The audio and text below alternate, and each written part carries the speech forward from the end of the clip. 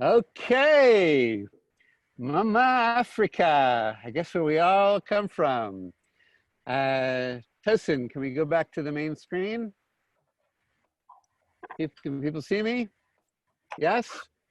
Okay, welcome back to Africa Shine On, special edition, Kenya. This is a weekly show on Zoominar, what we're calling it, on Facebook Live. We want to thank everybody for joining. You're in for a real treat.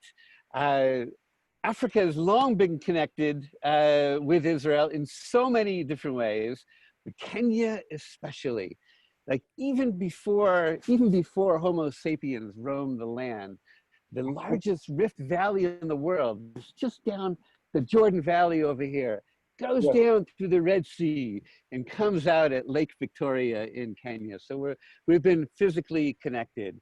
And so the living embodiment of that connection and the person's job is our good friend, Ambassador Samuel. Welcome to the show. This is a very special show. We're also going to have some students, Kenyan students who are studying here in Israel, who will also be able to weigh in, talk a little bit about the experience, maybe also answer some questions. For those of you viewing, if this is your introduction to Kenya, you'll learn a bit from the ambassador, and then you'll have a video tour of some of the great landscapes. And at the end, a marvelous Kenyan-Israeli duet for the final show. But on this one, no, not yet. But we want to, His Excellency, Ambassador Samuel, thank you so much for joining us here live. Tell us a bit about yourself. I mean, the former commander of the Kenyan Air Force. We are greatly honored. But tell us about yourself, your family, and what has it been like for you here in the Holy Land? Beautiful. And first and foremost, good evening all. I'm Jaboni. I'm Jambo. First, Joseph, I wish to thank you for this initiative, for organizing and inviting me tonight to this webinar. And I especially like the theme about Africa Shine On. And actually, why not Africa Shine On? So, Joseph, Todaraba. Jambo, you're welcome. Samuel Doita, the ambassador of Kenya in the state of Israel, having been appointed by His Excellency the President of Kenya, Uhuru Muigai Kenyatta, I assumed my duties on 14th of February last year, 2019. That is the same day that I presented my credentials to His Excellency President Reverend Reverend. Prior to my becoming a diplomat, I served for many years, 4 decades, as an officer in the Kenya Defense Forces. And my last day of service, normally called run-out date, is very interesting because it was actually 48 hours before I became an ambassador. It was 12th of February, 2019.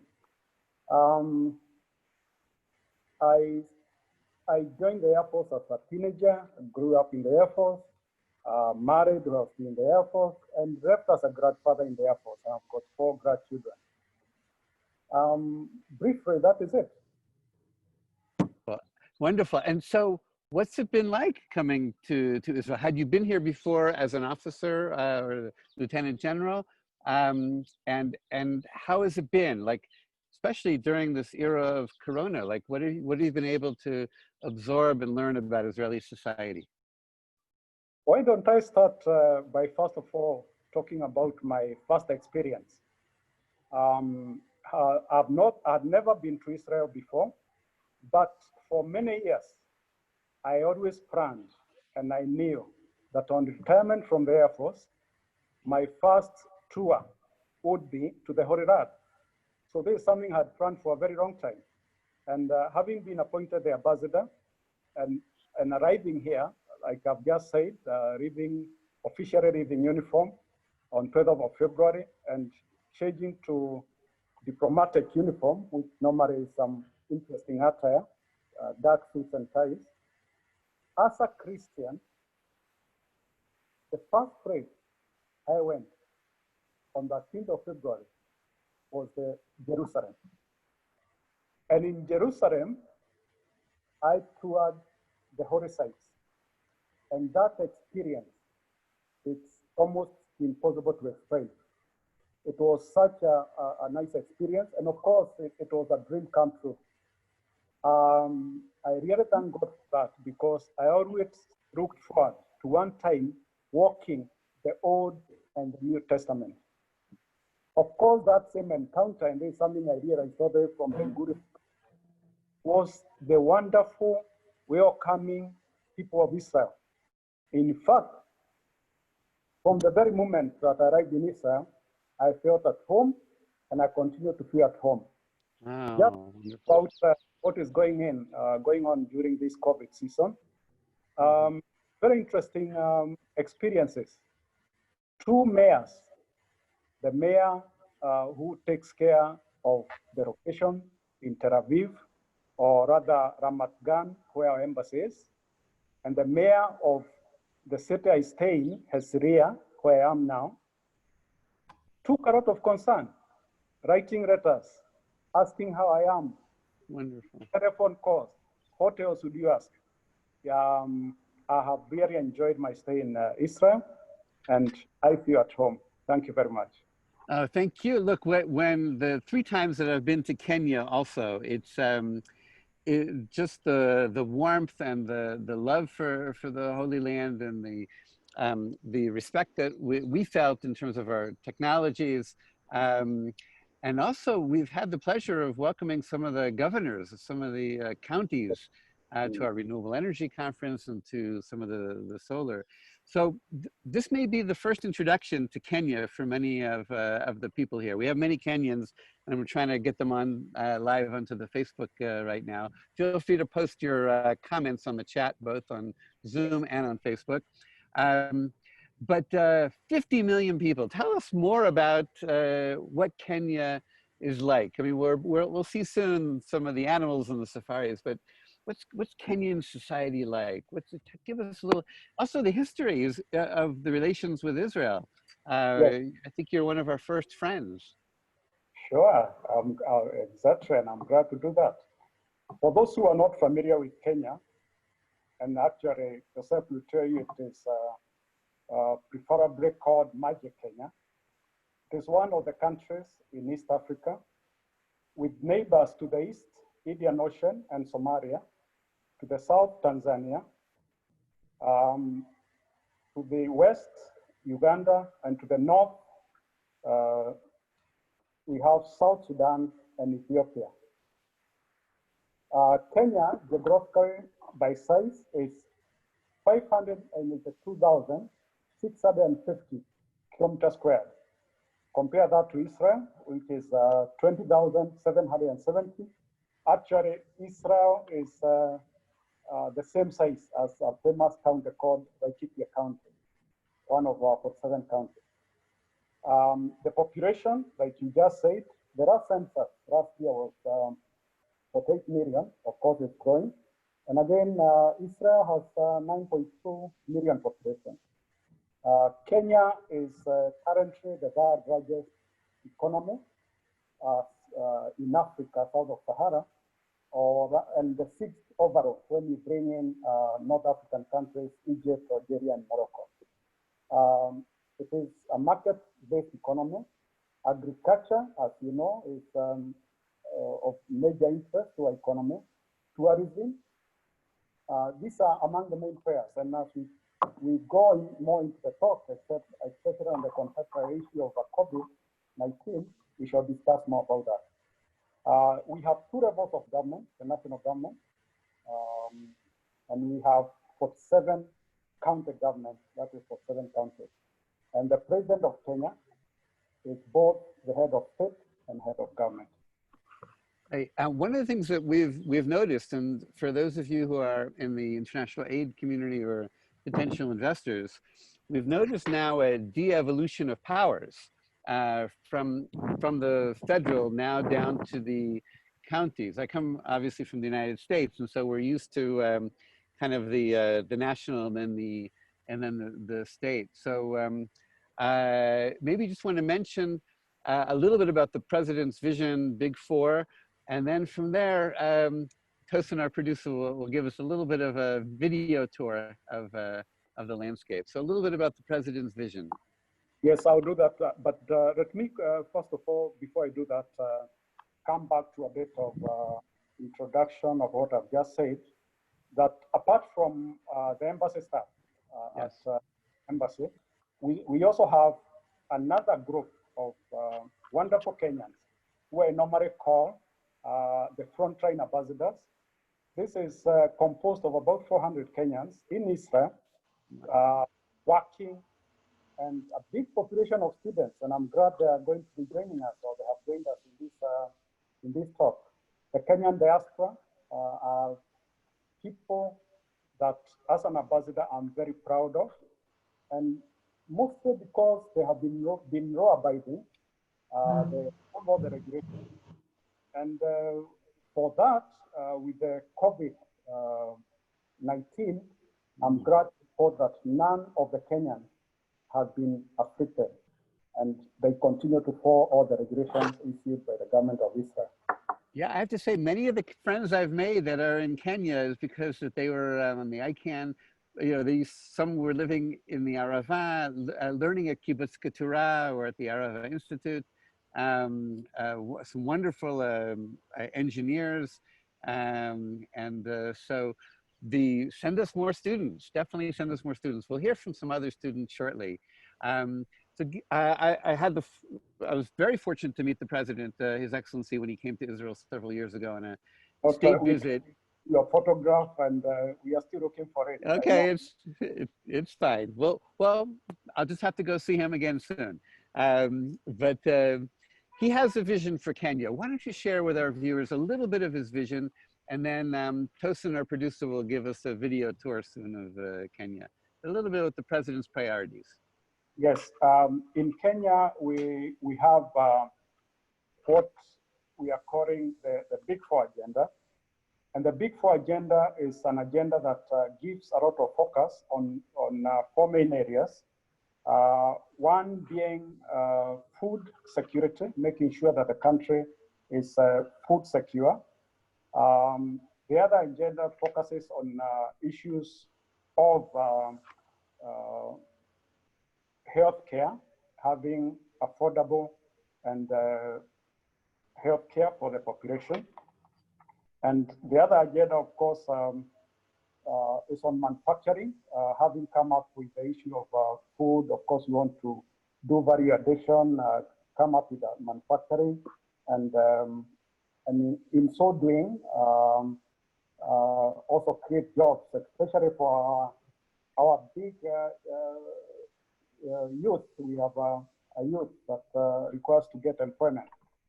These four agendas, I'm going to come back to them when we discuss the issue of investment in Kenya, investment opportunities are the main focus of the government.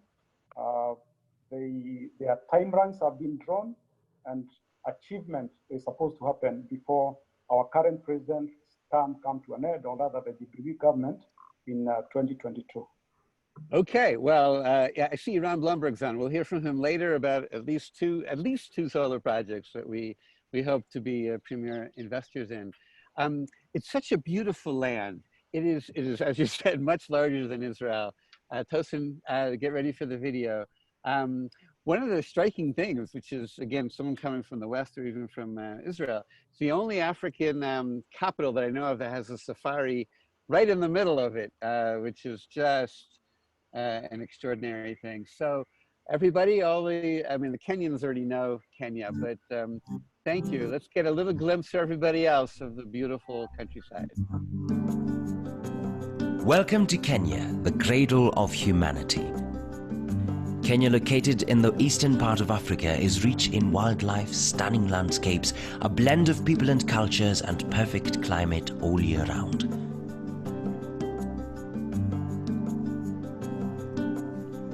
Kenya is home of the safari and an ideal first-time safari destination. Travelers to Kenya are spoiled for choice, from the Masai Mara where wildebeests run the lands, providing the most spectacular view in the world. The Amboseli sit at the foot of Africa's highest peak and home to Oltukai, the best place in the world to watch the elephants, Mount Kenya, a mountain climbers and trekkers' favorite, to down the coastline, renowned for its selection of fine beaches and resorts. The people and cultures of Kenya are fascinating phenomena. There are 42 tribes in Kenya, each distinct and unique in its own way, as portrayed by way of dressing, music and dance, and the Kenyan people are likable and revered for their hospitality. It is as a result of the people's hospitable nature that the famous phrase was coined, Hakuna Matata. Kenya abounds with various attractions. The towns and cities provide a glimpse of Kenya's eventful history. From Nairobi to Kisumu to Mombasa, there is never a dull moment, with lots to see and do. For the best photographic images of Kenya, there are the national parks and reserves teeming with wildlife and scenic mountains, lakes and rivers. An ideal venue for sports tourism, Kenya has lots to offer for any sports enthusiast. Tee off against the stunning backdrop of pink frosted shores and sky-mirrored waters, rise up to the challenge of climbing Mount Kenya, the second highest peak mountain in Africa. Take the plunge and enjoy an array of water sports. In search of a sanctuary for relaxation and rejuvenation? Nothing comes close to the Lake Bogoria hot spa with its naturally heated spa pool or sheer indulgence combined with views of the Laikipia Plateau at the Loisaba Wilderness Spa. These but a few of the wellness centers found in Kenya.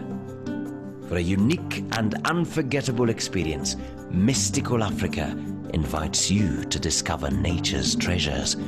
Karibu, Kenya.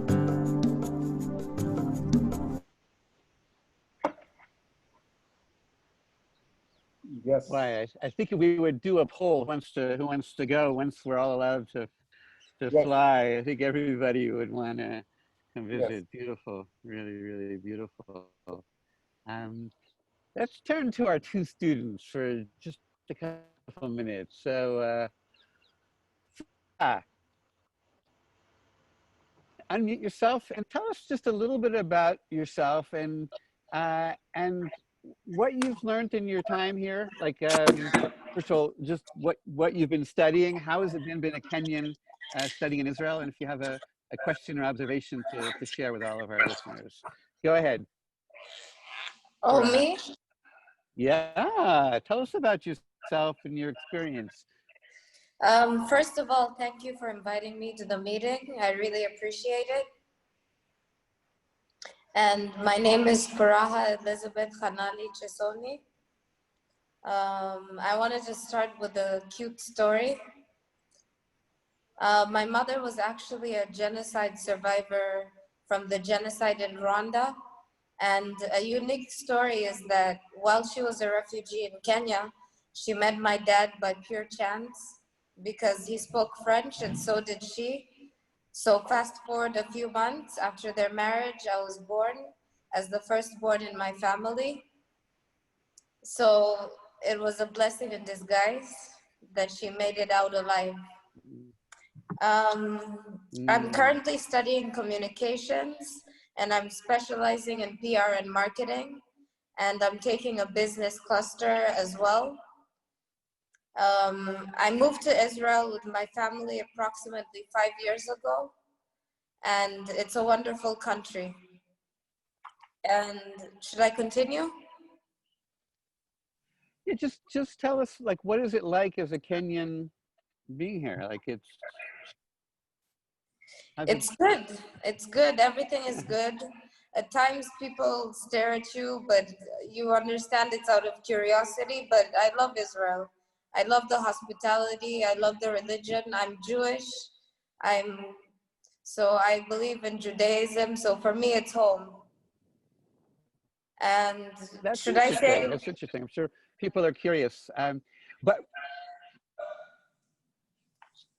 so first, send love to John, to your father, to I the will. Honorable as well from me. We miss him. So I'm sure everyone listening now wants to hear your spiritual journey. But if you can just give us a little hint of it, and then we'll go on to the other student. So that you're feeling a spiritual, you're part of the spiritual community of the Jewish people. Yes. I think, wow, interesting. We'll see if we have time to get more of that story. But there are some tribes now, and they're in Kenya. And one of the things the ambassador taught me, this is yesterday, is that the famed Uganda plan of the British for the Jewish people at the turn of the 20th century, I didn't realize that's Eastern Kenya. East Africa, yes. Was That's incredible. It blew my mind that the Uganda plan is really the Kenya plan. And we're trying some spiritual dots here that we want to come back to. So Furaha, hang in there, put yourself back on mute, and let's just say hello to Michael. Michael, we know he's a fellow Blum student with Tosin, who's the producer of this show. So Michael, I'll unmute you. Let's hear a little bit about you. Welcome to Israel. What's it been like? Where are you from? What are you studying? And how's it been? Yeah, Jambo everyone. Jambo Bwana Ambassador. Jambo, Mike. Jambo, Yeah, nice to nice to meet you all, and nice to finally see Bwana Ambassador and Bwana Yosef. Yeah, my name is Michael Oweru. I'm from Kenya, from a region called Mpeketoni. I'm sure the ambassador and perhaps Furaha Chisoni knows this. It's a small village or town from the county of Lamu in Kenya. It's at the coastal part of Kenya. That's where I grew up for the first 20 years of my life. Then I moved to Israel in January.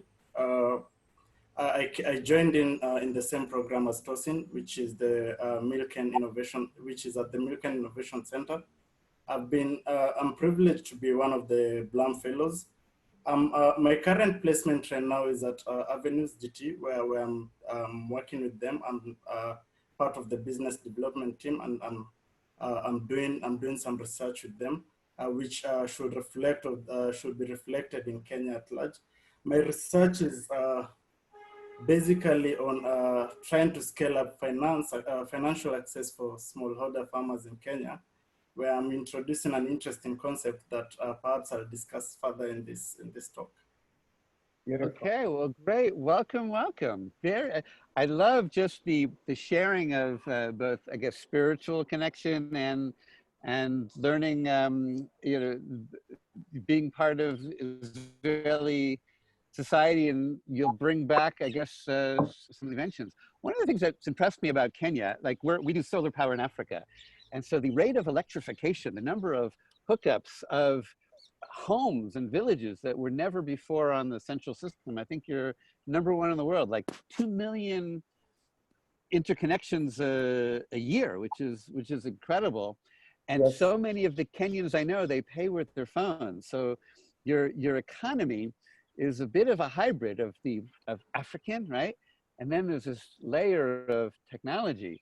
I'm wondering, Mr. Ambassador, Your Excellency, could you share with us some 2 or 3 examples of projects, connections, investments, NGOs between Israel and Kenya to let people know about?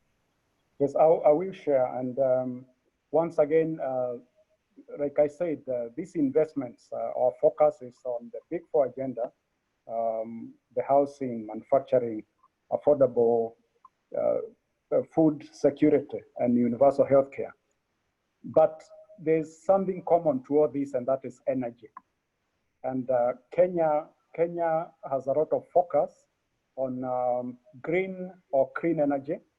Currently, our green energy is at 70% of our energy. That program you have just mentioned is called the Last Mile. The idea here is to have every house connected with power. And this has a lot of benefits, ranging from young kids being able to study, improving on people's health, improving on security, and name it. That is one of the projects that is currently going on in Kenya, is related to this. And we are very proud of it. This is the Israeli gigawatts global solar project, both in Narok and in Kware. And I'm aware that they're almost on the final stages of signing issues of financing and other, and we are looking forward to this. We are focusing on solar energy. We are focusing on wind energy, where we have maybe one of the largest fields in Kenya. And of course, we have a lot of focus on geothermal. These are the areas that are available for investment when it comes to energy. The other project I would like to mention is the Garana Kuraru agriculture project. This was by Green Arava. It has unfortunately taken longer than it should have done to completion. And it's our hope that whatever is remaining to be done, which is about 15%, that parties concerned will get into agreement and have this project, which is very important. Again, coming to a big four agenda, food security, it's one of the projects that will be able to serve into that. And one of the ideas is that such projects, be they solar, be they on food security, of course, right now, even with the COVID, universal health care and decentralizing health facilities to make sure that our 7 counties have got adequate capacity to handle the COVID cases. Actually, the target right now is that every county should have a minimum of 300 beds that can be used to isolate and carry out treatment for any COVID-19 cases that come up in the counties. So these are areas that we really invite the Israeli Jewish investors to really focus on and come to Kenya and put in some good investment there, and they'll be able to reap their benefits, and it will be mutually beneficial to them and to Kenya, of course. Thank you. Yeah, no, thank you very much. Iran, maybe you want to unmute yourself and just give our viewers 2 words about the projects that you're working on. What you should know, Your Excellency, is we did apply for a grant through Power Africa to bring solar power to healthcare centers in 7 counties. Yes. And we're cautiously hopeful, but we're doing our best, and we do believe you'll probably be the first African economy to go into basically a middle-class economy in the coming years. So we believe in you. We are middle-income economy. Okay, maybe middle or middle, and yes. We look forward to achieving higher. Being the third economy right now, having jumped some people, we are proud of that, and we are happy that we are moving forward. Yeah. So Iran Blumberg, I mean, I've been to Kenya 3 times. You've probably been there now 30 times. Can you just share, just for 2 minutes, the projects that you've been working on? What it is that I was fortunate to join Prime Minister Netanyahu on his historic visit to Nairobi. And as part of that, both President Kenyatta and the Prime Minister really encouraged these kinds of cooperations. And so Iran was there, and he immediately was able to convene with the Kenyan government, the key energy officials. And they were still trying to figure things out. And they said, look, if you do X, Y, and Z, we will support you. So Iran has done everything. Iran, tell us about the 2 projects, last mile generation. In Narok and in Kware, yes. Yes. Good to see everybody, and Jumbo to Balozi. Jambo. And have a good evening. I'd like to actually open with an interesting term that has to do with the conversation. And it's a very popular term, and the word is safari. And the meaning of safari occurred to me, I think, in one of my Uber drives on one of my last trips before COVID, where the definition actually made more sense than the word itself up until that moment. And the word safari means journey. So those who weren't aware of that, the linkage, I think, between the word safari of actively traveling throughout wilderness has a lot to do with, I think, a spiritual path that one would take. And upon entering Kenya and I guess setting a foundation in Kenya through Gigawatt Global, that is exactly what's been going on, a long and very interesting journey. The projects, as was mentioned, are in diverse and very distant locations. They're on-grid projects, and they're developed very sensitively because they're dealing with populations that have yet to see any type of development come their way. Both in the coastal area of Kwale, you have very low socioeconomic level of people that are distant from, I would call it Nairobi, and geographically they're dealing with various conflict, may it be education or may it be health and schooling. So that was a pinpoint, that was a location that we wanted to enter. Same with Transmera. Transmera is actually very nearby the safari that was spoken of, the Masai Mara area. But yet again, it's an area that lacks, or that was less looked at in the past for investment. These two areas happen to be a good bet on behalf of our detection. And throughout the journey of getting projects initiated and discussed with the government, not once did the government comment how these areas are areas of interest to the government, of optimal areas for investment. So what's interesting is that we've had to work, of course, with the Maasai, and we also have a local partner, of course, local representative, Victor. I'm not sure if he's on, but we've come to learn and appreciate some of the tribes and some of the cultures there, and also we have a commitment to the environment. In one of the solar fields that's planned, we found out that there's a seasonal pathway for the elephants. And look, building solar fields in Israel in the south of the country, we've come across different challenges, but we never had to plan for elephants in a sustainable way. So Iran, do you want to say the secret, what's our secret to deal with the elephants in a sustainable way? So some technical background. So the environmental social assessment that was conducted over the land in Transmera did resolve in a term named, it's called an elephant corridor, where you have a migration or a relatively intense and heavy migration of male elephants yearly that travel, well, they travel quite a lot. Throughout the documentation, there's various wildlife groups that were able to track these animals, and you can actually get a report and understand where they're actually moving from and to. Hopefully, once we do reach the level, the positioning of selecting of what type of technology we'll be using, one did come up that is favorable and also pretty natural would be the bee solution.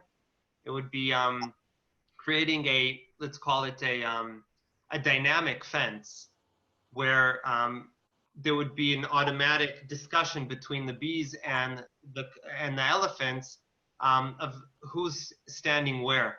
And elephants have a high sensitiveness to the bee activity, and hopefully this is an Israeli technology that we'd be able to implement alongside the solar field. Yeah, how about that? How about that? So Michael, you wanted to say one thing about the technology that you hope to bring from Israel to Kenya. Do you want to give us 1 minute about that? Yeah, thank you for the opportunity once again, Yosef. I'm working with this interesting company called Avenues GT, which is basically focusing on Kenya at the moment. And what they're doing is they've introduced this technology, which is more of a digital infrastructure that will help the agriculture sector, that will help the agricultural players be able to digitize and be able to, in the end, the aim is to achieve financial independence of these stakeholders. We acknowledge that actually the reason why Avenues was targeting in particular agriculture is that agriculture accounts for over 50% of export earnings of Kenya, and that it forms 30% of the GDP of Kenya.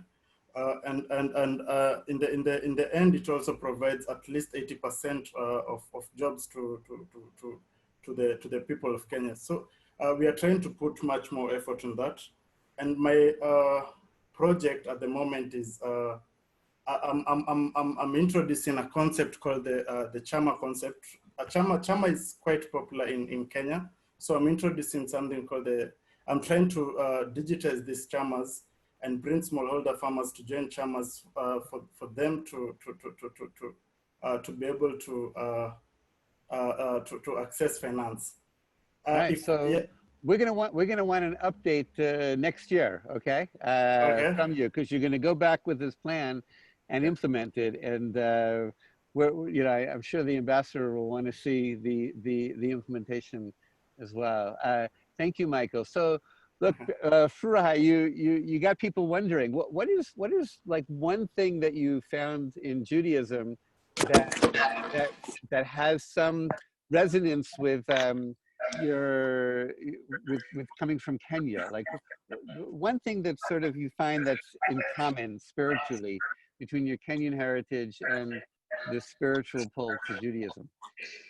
Well, for me, Judaism feels like the truth in my heart, and I feel like Judaism has more respect for Hashem, because there's a lot of prayers that are very nice. There's the Psalms, which can always reassure you, and it's a shield in this life. It's Judaism for me speaks to my heart, and I really believe that it's the way for me. But people are different. Everyone has their own choice. However, I had a question for Michael. How would he digitalize the Chama? But that's for later. And I wanted to add to what Ambassador Nanga said. He's very right. Kenya has already been taking steps to go green, especially since from Wangari Maathai. As you all know her, she won the Nobel Prize for the environment. And furthermore, we have been using geothermal energy because it shows that we've actually taken steps to go green, because the geothermal energy is from gas and it helps with keeping the environment green. However, it's not as good as solar. So it'll be a bigger, better move to solar energy. But as Ambassador Nganga said, we have been taking steps to go green. Yeah, so Mr. Ambassador, do you want to mention, this is an Israeli company called Ormat. And so if you want to relate to any other projects, businesses, investments, or nonprofits, feel free to mention those. What I would like to say is that there are many opportunities for investment in Kenya for foreign direct investment, and we would like to encourage Israeli companies and firms with their very good technologies to come to Kenya and carry out these investments. Apart from the areas that I mentioned on the Big Four agenda, we have other areas of even hospitality, and where we have opportunities for people to come and invest. One thing that you'll find that makes Kenya a destination for people coming to invest, and I'm sure you have discovered this, is because of the young Kenyan workforce, adequately educated and exposed, and very innovative. You just say that you realize that people in their houses and villages pay for their electricity bill using mobile phones. That is a Kenyan innovation called M-Pesa, and a very timely one, because even now with the COVID challenges, the government came up with some measures to mitigate those that are not able, people who have lost their jobs, or they need some sort of livelihood because of the economy, just like it happened in Israel. Very many sectors, especially the hospitality, the small and medium enterprises, stopped. So the same technology is being used in a very innovative way by having people get money directly on their that supports them, either for work done or because they are in a category that the government considers vulnerable. Some of them are the elderly people, destitutes, and we are using that technology. It's very helpful. So the issue of technology, high speeds of internet, of course, yourself, you know, traveling in Kenya is very easy. You have an option of going by road, going by air, with all the airports and almost 150 airstrips all over the country. And of course, using also our SDR train. So movement is very easy. Access to the liberalized economy issue of money is easy. And you have the workforce and ready to adapt to the innovation. So there are a lot of areas that can be accessed. I shared a big book with, I think, Karan, on the Kenya Economic Plan. I even shared with him that the project that is we are trying to get to in Masai Mara has that timeline. It's supposed to come, the grid is supposed to feed into the grid in 2024. And there's a for that, because as we increase our power capacity, we must also increase our industry so that they match. You don't want to have excess power. So there's that available information online, and we are sharing with all the Israeli investors. So the areas of investment are massive, and anybody needs to come and tell us this is our interest, or rather we are telling them these are the areas open to you. So once COVID comes down, when are the direct flights going to begin? We keep hearing rumors. Actually, you have just asked a very good question, because I wanted to discuss post-COVID. Post-COVID, we are of course looking at increased trade between Kenya and Israel. And Kenya Airways direct flight coming direct from Jomo Kenyatta International Airport to Ben Gurion. That is something that is really on us for post-COVID, as there were some challenges that have now been rectified on some overflights. So that is on the table. And of course, we look to increase collaboration, improving our relations further, although it is one of the best. Kenya-Israel relationship is historical. I don't know that you also know that apart from laying the foundation stone of the Israeli embassy in Nairobi in 1963, 2 days before independence, that is 10th of December, where the late president, Jomo Kenyatta, and the foreign minister then, Gordon Meir, laid the foundation stone, that Israel was also the first foreign country to open an embassy in Kenya. Not that. And this also comes into the issue of post-COVID, or even now when you have a COVID challenge. Kenya, Israel have been tested when it comes to the saying that afraid in need is afraid indeed. Afraid in, yeah? afraid in need is afraid indeed. And two cases in point, of course, is 1976. During the Entebbe raid, you know, Kenya took the aid of Israel, logistic support. The other case, 1998, during the American Embassy bomb blast in Nairobi. Again, this I can attest because I was on ground with some of the rescue people. The first foreign help came from Israel. So I have a story for you then.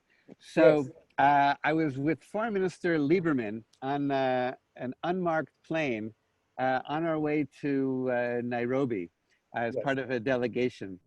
This is about 5-6 years ago. 2014.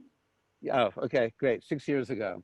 And while we're in the air, we heard about terrorist attacks in one of the cities. Yes. And we're in the air, and everyone's crowded around him, and he had to make a decision about whether or not we're going to continue to come for the visit, or if we're going to go back home, whether the terrorism was going to influence us. And he immediately stood on principle and he basically said what you said, you know, a friend in need is a, you know, indeed is a friend in need. And so it is, we're not going to let this get in the way. And especially because there was a bombing, we are coming to show our solidarity and our friendship.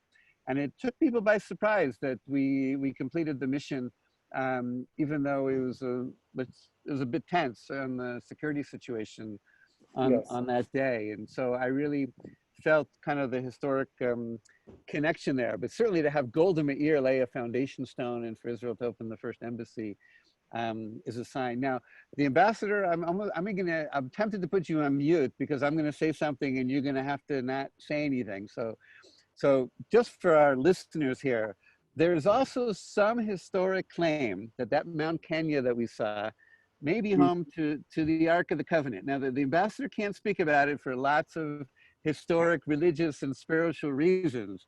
But if you're one of those people looking for the lost Ark of the Covenant with the 10 Commandments in it, Mount Kenya is one of the places that you may want to go. Don't say anything, ambassador. I don't want to get you in trouble, because of course we've had the Ethiopian ambassador on and others. I guess one last question for you, Mr. Ambassador, because we have a new government here in Israel. We have a new foreign minister. And after this question, we'll tee up a music video that's also very special to share with everybody. But I guess the question is, for what advice do you have for our foreign minister Ashkenazi? He's new to the role. He's also a military man. What advice can you give him about Africa, about Kenyan-Israel relations, and where you would like him to take it with you? I don't know whether yourself I exactly want to do that, because already he has been in communication with his counterpart in Kenya, my boss, the cabinet secretary, and they have pages, and I think he is very well briefed. Okay, wonderful. Well, you should also know, I do that's good, is the British government through a fund called Infraco is also supporting financially the solar projects there. It takes a global village to raise these. Well, Mr. Ambassador, it's been a thrill to have you. We also want to thank our two students for being here, and of course, Iran, who's I still have the last word, remember. Yes, yes, yes. So what we'll do is we'll give you the last word. I'm going to say what's going to be next week, and then we'll have the music video. So, Your Excellency, yes. In the last word, I want to say two things. And one of them is during this COVID charity seasons, which is global, in Kenya, we are looking at it as a global pandemic that requires a global solution. Just like Israel, we are very open with our data. Today, we just hit 3,000 over cases. And we are using scientific methods to arrive at decisions and actions that will be taken. So again, coming to the saying that afraid in need is afraid indeed, we are running and checking on the progress being done in Israel. And we expect that anything good coming from here will be among the first beneficiaries with the technologies that we have. And we have lessons learned, including the recent one where we saw what happened when we opened up the schools and the resources that we need to delay opening our schools. Finally, and this is the last word, Kenya, like you said, Africa Shine, and it's good that we are supporting Africa Shine, but there's somewhere that Africa needs support. And this is because in August last year, 19th of August last year, the African Union identified a candidate for one of the 5 non-permanent member seats in the UN Security Council. This candidate happens to be Kenya. Kenya has a very strong agenda. I will not go through the whole thing of 10 points. And these points, we feel we have the expertise, we have the knowledge, and we can contribute, of course, to do with health, the environment, other issues of women, children.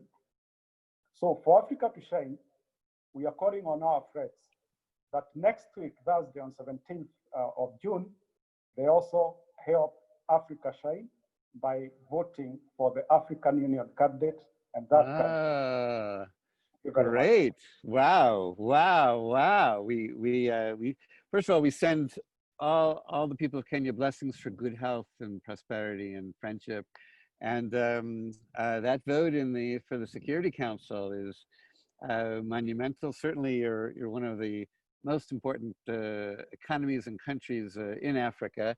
We will spread the word, Your Excellency. I give you my word that we will spread the word. So next week. Thank you from the bottom of our hearts. So next week we're pleased we're gonna have the ambassador to Israel from the newest country of the United Nations and of the African Union, South Sudan. Certainly interesting history, short history, lots of challenges, and also we're really excited that to announce a partnership with SID Israel, the Society for International Development, and what they're happy to do is host roundtables with each ambassador, with different NGOs and investors. So they'll be joining from now on, moving forward. There's technology, there's faith, there's all sorts of things that the physical landscape that connect us. But one of the great connections that's recent is cultural through song, and so I believe one of the superstars, I'm told, of the music scene in Kenya is none other than Gilad. Do you want to say something about Gilad for a minute? Because we're about to show a duet. Do you want to say something? It's music, but it's true. And he has even come to Israel several times during our national days and done a good thing. So Gilad was a former deputy head of mission in Nairobi, falls in love with Kenya, decides he wants to be a Kenyan music pop star, and he is. And so here is a duet of their #1 chart-topping song with Wendy, introducing Wendy as well. So thank you to everybody. Thank you to Tosin. Thank you, Hillel, on the Facebook, the students, Your Excellency, and all of our viewers, investors in Energian and Gigawatt. Thank you and good night, and rock to this song. Tosin, play it. Kenya Shine On with Gilad and Wendy. Are we on? Get into the groove. Tosin, oh no! Get ready, get ready. Here it comes.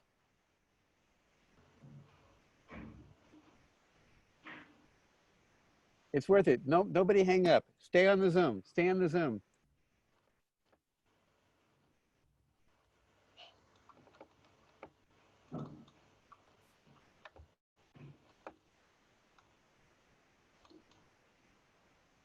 So I'm told that these are the songs that are in the clubs once they open up.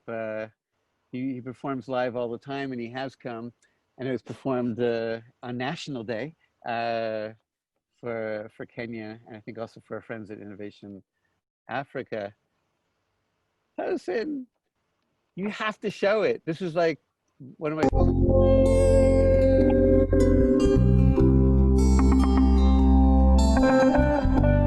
Full screen, full screen. Oh no. What's happening? Tosin. For all that technology we're so proud of, huh? There's always a glitch. Penzi how you been? Unaendeleaje? Amani yaje? Yeah. Sema. Penzi how you been? Umepotelea wapi? Umefanya nini? Na nani? Unajua? Ati baby, it's cold outside. Fancy, won't you come inside? You don't have to hide your love. Unajua? Ati baby, I'm your guy. Fancy, put your pride aside. You don't have to hide your love. Sema, penzi, how you been? Habari ya maisha. I miss you, my teacher. Yeah. Sema, penzi how you been? Umepotelea wapi? Umefanya nini? Na nani? Unajua? Sema aje. Ati baby, it's cold outside.